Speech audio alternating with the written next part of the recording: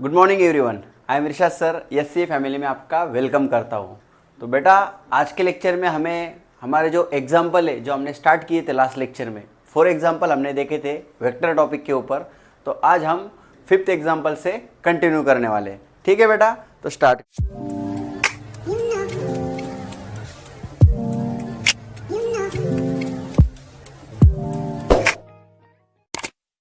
देखो क्या दिया है, a vector multiply by 0, a vector multiple by 0, then result क्या होगा। आपको एक क्वेश्चन है बेटा, अगर कोई वेक्टर को हम 0 से मल्टीप्लाई करते हैं तो रिजल्ट क्या होगा। और ऑप्शन दिए बेटा, पहला ऑप्शन है आपका 0, दूसरा ऑप्शन है आपका ए, तीसरा ऑप्शन है आपका ए बार, और चौथा ऑप्शन है आपका बेटा ए कैप। ठीक है, तो एक वेक्टर है बेटा, अगर उसको हम 0 से मल्टीप्लाई करेंगे तो क्या होगा। तो ए वेक्टर है, सपोज ए वेक्टर, वेक्टर का नाम क्या है, ए वेक्टर। अब ए वेक्टर को 0 से मल्टीप्लाई करेंगे बेटा, ये जो ए वेक्टर है इसको अगर हम 0 से मल्टीप्लाई करेंगे बेटा तो रिजल्ट क्या आएगा बेटा, 0 आएगा। दूसरा कुछ रिजल्ट तो नहीं आने वाला है। अगर कोई भी वेक्टर को हम 0 से मल्टीप्लाई करेंगे तो 0 इंटू एनीथिंग 0, तो आपका जो रिजल्ट रहेगा क्या रहेगा बेटा, 0 रहेगा। ठीक है, so vector multiple by 0 is, result क्या रहेगा उसका, 0 वेक्टर रहेगा बेटा। नेक्स्ट क्वेश्चन है बेटा, find vector that must be added to the vector I cap minus 3j cap plus 2k cap. एक वेक्टर दिया बेटा, मैं जिसे ए वेक्टर कहता हूँ, I cap minus 3j cap plus 2k cap, और एक वेक्टर दिया है बेटा जिसको मैंने बी वेक्टर नाम दिया है 3 6 7, मतलब 3i plus 6j minus 7k। Right लिखा है कि मैंने, यस बेटा। आपको कहा है find the vector that must be added to, मतलब एक वेक्टर फाइंड करने को बोल रहे हैं और उनको इन दोनों में क्या करना है बेटा, ऐड करना है, so that unit vector along Y axis कहा है बेटा। यूनिट वेक्टर अलोंग क्या कहा है बेटा, वाई एक्सिस। कैसे करना है बेटा, देखो आपको क्या बोल रहे हैं, बहुत ही सिंपल क्वेश्चन है। ये दो वेक्टर लेना है बेटा, पहला कौन है, I cap minus 3j cap plus 2k cap. दूसरा वेक्टर लेना है बेटा 3i cap plus 6j cap minus 7k cap. Okay, ये वेक्टर है। इस वेक्टर को बेटा मैंने ऐड किया, इस वेक्टर को क्या किया बेटा, मैंने ऐड किया। ओके, इन दो वेक्टर में एक न्यू वेक्टर को मैंने क्या किया बेटा, ऐड किया, जिससे मैं एक एक्स वेक्टर कह रहा हूँ। Find the vector that must be added, मतलब इन दोनों में मुझे और एक नया वेक्टर क्या करना है, ऐड करना है। देखो एक ये वेक्टर है, एक ए वेक्टर है, इन दोनों में, मतलब इन दोनों का प्लस, इन दोनों में एक ऐसा वेक्टर ऐड करो तो जो रिजल्टेंट है वो यूनिट वेक्टर रहेगा अलोंग वाई एक्सिस।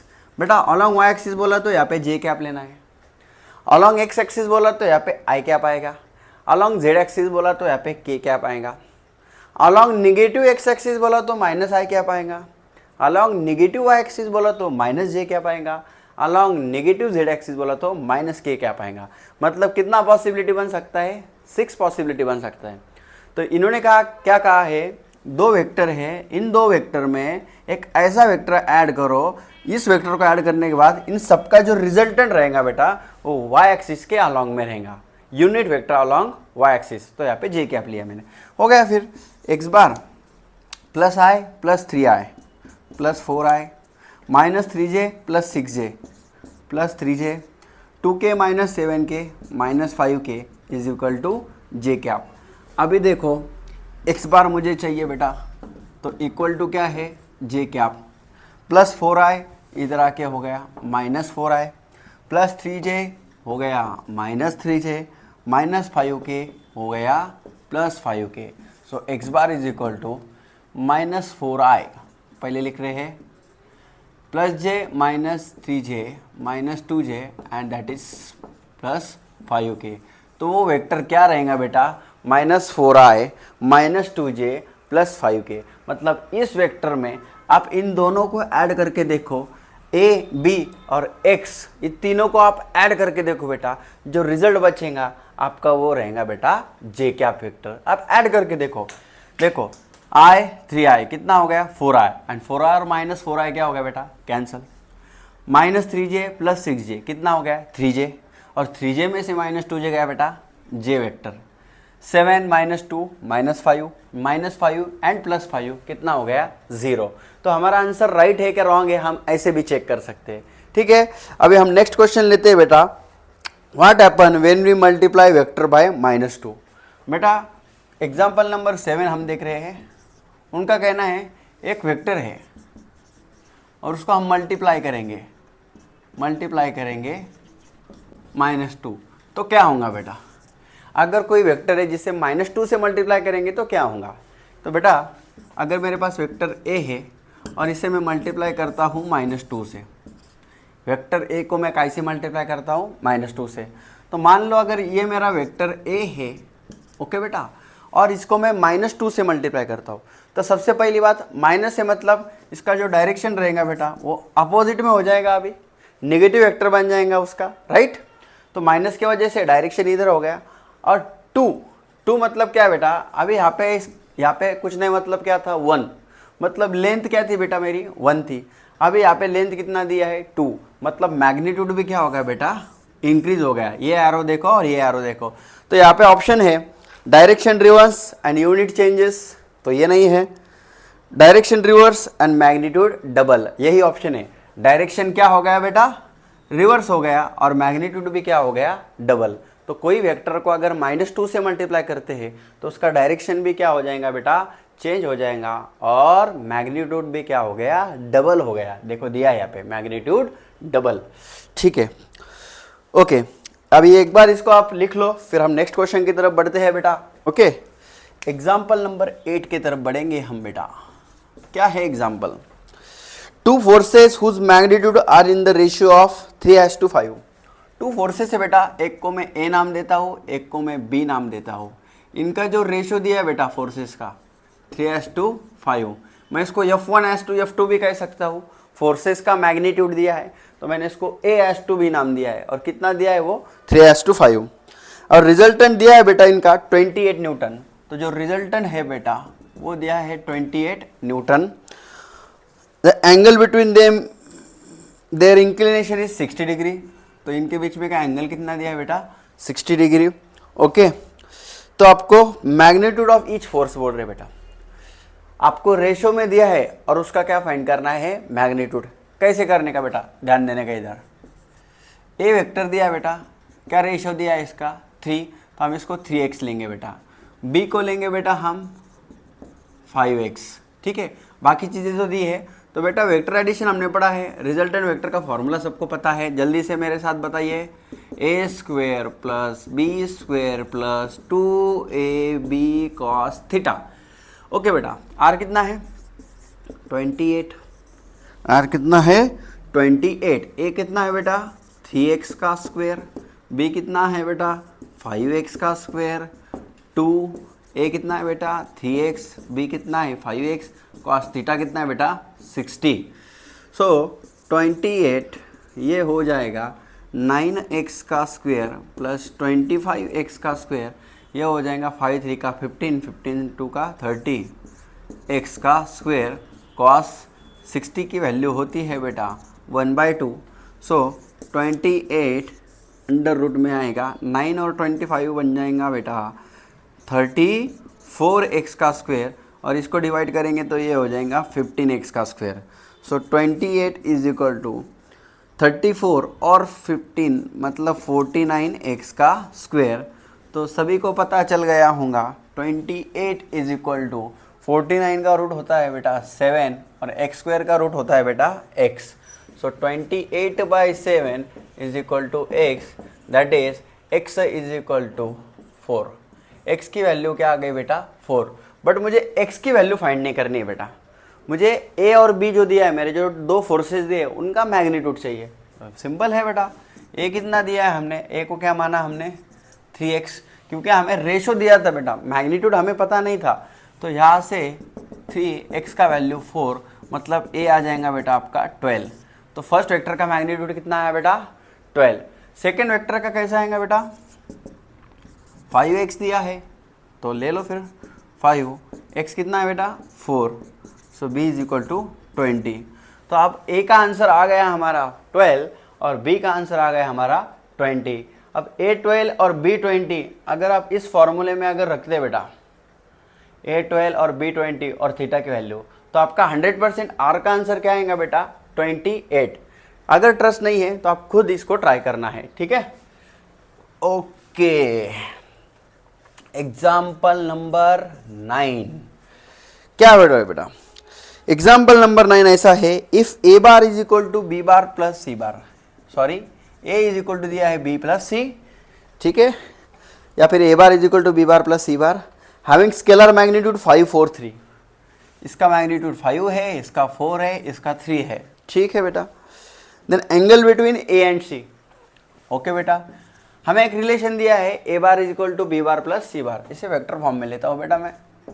अब ये ऐसा दिया है तो इसका एक ही मतलब हो सकता है बेटा, triangle law of vector addition, A bar is equal to B bar plus C bar, यही रिलेशन बन सकता है बेटा, दूसरा कोई रिलेशन बन सकता नहीं है। और इसको हम नाम देंगे ओ ए बी, ठीक है, ओ ए बी। तो आपको ए का मैग्नीट्यूड कितना दिया है 5, बी का 4 और सी का 3। तो आपको पता है यहाँ पे 4 और 3 करेंगे तो आपको triangle law of vector addition से इसका कितना आएगा बेटा 5, सही है कि नहीं। अगर इसका मैग्नीट्यूड 4 है, इसका 3 है, तो इसका क्या आने वाला है 5 आने वाला है। इतना ज्योमेट्री सभी बच्चों को आता है। क्वेश्चन आपको ये है, ए बार एंड सी बार जो है इनके बीच में जो एंगल है बेटा, इसको मैं थीटा देता हूँ, तो यह एंगल आपको फाइंड करना है बेटा। तो फाइंड करेंगे बेटा, हाँ वेरी सिंपल, हम क्या करेंगे बेटा यहाँ पे कॉस थीटा का फॉर्मूला यूज़ करेंगे बेटा। क्या यूज़ करेंगे कॉस थीटा। तो कॉस थीटा क्या रहेगा बेटा, एडजेसेंट साइड अपॉन हाइपोटेनियस। तो एडजेसेंट साइड कितना है बेटा मेरा 3 और हाइपोटेनियस क्या है मेरा बेटा 5। तो कॉस थीटा क्या आ गया बेटा मेरा 3/5, क्या आ गया 3/5। तो यहाँ से अभी ऐसा भी आंसर रखते हैं कहीं पे, कॉस इनवर्स ऑफ 3/5। ओके, दूसरा एक तरीका बताता हूँ बेटा, एक ट्रायंगल लर्न करना है सबने, 53 37, ठीक है, यहाँ पे 53 ले लेता हूँ और यहाँ पे 37 ले लेता हूँ। तो यहाँ पे आ जाएगा बेटा मेरा 4 5 3। ये ट्रायंगल लर्न करना है बेटा सबने। छोटा एंगल छोटी साइड सामने की, ये आपको ध्यान में रखना है, बड़ा एंगल सामने की साइड बड़ी, और 3 4 मतलब यहाँ पे क्या बनेगा 5।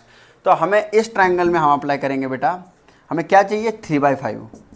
तो 3/5 मतलब कौन सा एंगल आएगा बेटा 53। देखो यहाँ पे cos 53 अगर हम अप्लाई करेंगे, यहाँ पे cos 53, तो cos क्या होता है बेटा एडजेसेंट अपॉन हाइपोटेनियस, मतलब हम जिसे कहते हैं लगच्ची बाजू अपॉन कर्ण। तो इसका लगच्ची बाजू कौन सा है बेटा 3 और कर्ण कौन है बेटा इसका 5। तो देखो 3/5 cos थीटा, यहाँ पे कौन सा एंगल पे आ रहा है बेटा 53।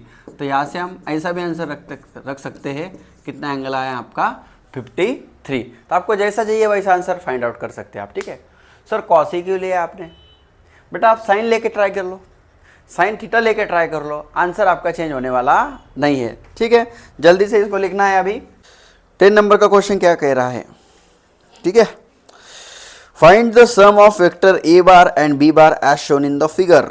Okay, find the direction of sum of vector given, a bar is equal to 4 b bar is equal to 3। Okay बेटा, क्वेश्चन नंबर हमारा 10। ए दिया है, मैग्नीट्यूड दिया है बेटा आपको 4, बी दिया है 3 और कुछ डायग्राम भी दिए बेटा। ओके, कुछ डायग्राम भी दिए है, मैं आपको ड्रॉ करके बताता हूँ। ए वेक्टर है, ये बी वेक्टर है, एंगल दिया है शायद से 60 degree. Oh very good. Okay, आपको क्या बोल रहे हैं, क्या क्या फाइंड करना है आपको, फाइंड सम ऑफ वेक्टर, इन दोनों का सम फाइंड करना है बेटा। Okay, no problem, and direction भी फाइंड करना है।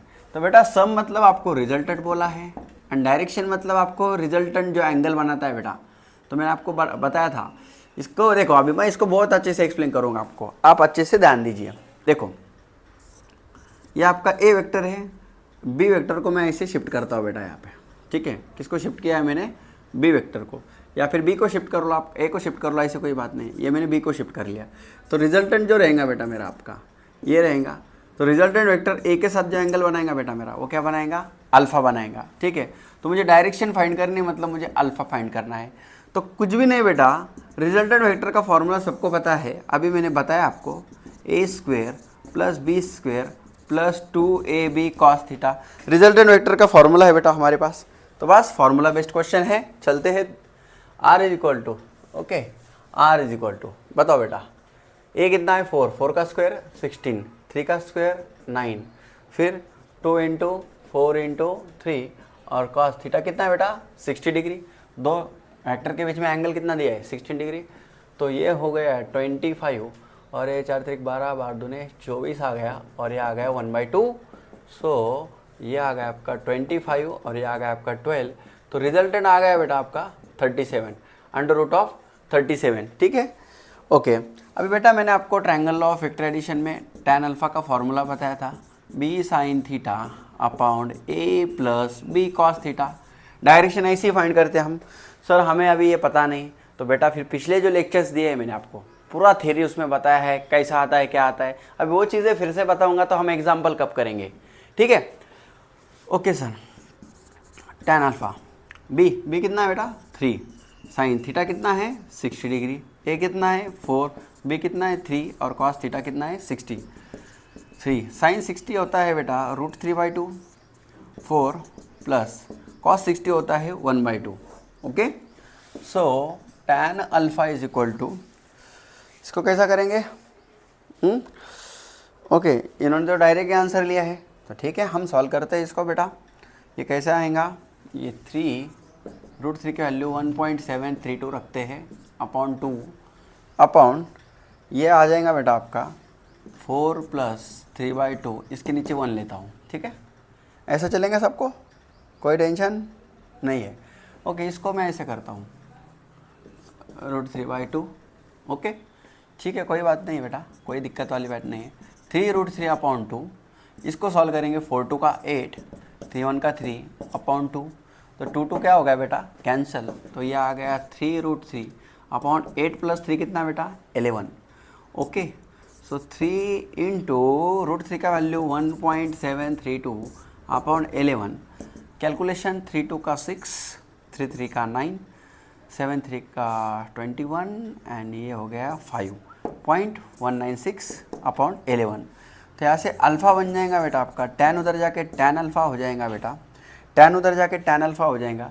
अब ये डिवीजन करना पड़ेगा बेटा आपको, 5.196 अपॉन 11 करेंगे तो लगभग आंसर आ रहा है आपका 0.472, ठीक है। तो ये कैलकुलेशन होते हैं और आपको एमसीक्यूज़ में तो अप्रॉक्सीमेशन देखना है, इसलिए डिवीजन आप कर लेंगे, इतनी बड़ी बात नहीं है। तो ऐसे है बेटा, आज के लेक्चर में हमने देखो फिर टोटल 6 एग्जाम्पल कवर किए हैं। उसके पहले एग्जाम्पल में हमने बेटा पहले लेक्चर में जो हमने है 4 एग्जाम्पल कवर किए थे, सॉरी।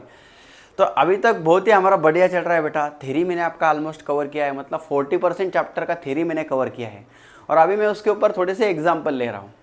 रिमेनिंग पार्ट जो है इस चैप्टर का वो है मेरे हिसाब से आपका डॉट प्रोडक्ट है और आपका क्रॉस प्रोडक्ट है, मेन तो वही बाकी है। बट उधर जाने के पहले अभी जो थ्योरी हमारी हुई है उसके ऊपर ज़्यादा से ज़्यादा एग्जाम्पल जो है बच्चों को जो सॉल्व करने को प्रॉब्लम आते हैं वो मैं आपके सॉल्व कर रहा हूँ यहाँ पे। तो आई होप जो बच्चे पूरा लेक्चर देख रहे हैं और पहले पास से सारे लेक्चर देखे हैं वो बच्चे बहुत खुश है, ये मुझे फील आ रहा है बेटा आपसे। बट ये फील मुझे आके फ़ायदा नहीं, आप मुझे थोड़ा सा इसका जवाब कमेंट करके दीजिए या फिर व्हाट्सएप पे मैंने आपको नंबर बताया था उस पर दीजिए, ठीक है। अभी आने वाले लेक्चर में हम और एग्जाम्पल डिस्कस करने वाले हैं। एक बार थोड़े से एग्जाम्पल अच्छे से डिस्कस हो गए क्या, फिर डॉट प्रोडक्ट क्रॉस प्रोडक्ट का थ्योरी हम एक ही दिन में लेंगे बेटा और फिर उसके ऊपर भी बहुत सारे एग्जाम्पल लेके आएंगे। तो धीरे धीरे ऐसा वेक्टर चैप्टर हमारा बेटा फिनिश होगा और फिर उसके बाद हम मोशन इन 1 डायमेंशन की तरफ बढ़ने वाले हैं। तो बहुत मज़ा आने वाला है। पूरा फिजिक्स आपको इरशाद सर खुद पढ़ाने वाले हैं, बिल्कुल भी टेंशन लेने की ज़रूरत नहीं है। सिर्फ नोटबुक अच्छे से एक बार बना लो, नोटबुक अच्छे से बनाओ और मैं जो पढ़ा रहा हूँ इसके ऊपर डिपेंड मत रहो। सिर्फ अभी जो मैं भी पढ़ा रहा हूँ ये पढ़ के आप जो नोट्स यूज़ करते हैं, जैसे आपका प्रैक्टिस शीट होता है, आपके पास कोई प्रैक्टिस शीट होगा या फिर आप जहाँ पे आप कोचिंग में वगैरह जाते होंगे, जो भी होगा आपके पास कोई नोट्स होगा तो वो नोट्स आप यूज़ करो। फिजिक्स की नोट्स आप खरीदो। आप जो भी बच्चे अभी सीईटी कर रहे हैं, कोई नीट कर रहे हैं, कोई जेई कर रहे हैं, रिस्पेक्टिव नोट्स आप खरीदना है और उसमें जो मल्टीपल चॉइस क्वेश्चन है वो बेटा आपको सॉल्व करने हैं। तो दिस प्लस वो जो नोट्स आप जो करने वाले हैं, इतना अगर आप करते हैं, कुछ पेपर वगैरह आप सॉल्व करते हैं तो फिर आपका थोड़ा सा फिजिक्स अच्छा होने वाला है, ठीक है। फिर बाकी इतना ही कहूँगा, चैनल को ज़्यादा से ज़्यादा शेयर कीजिए, लाइक कीजिए और अपने फ्रेंड्स को भी बताइए। फिर नेक्स्ट लेक्चर में मिलेंगे। Thank you.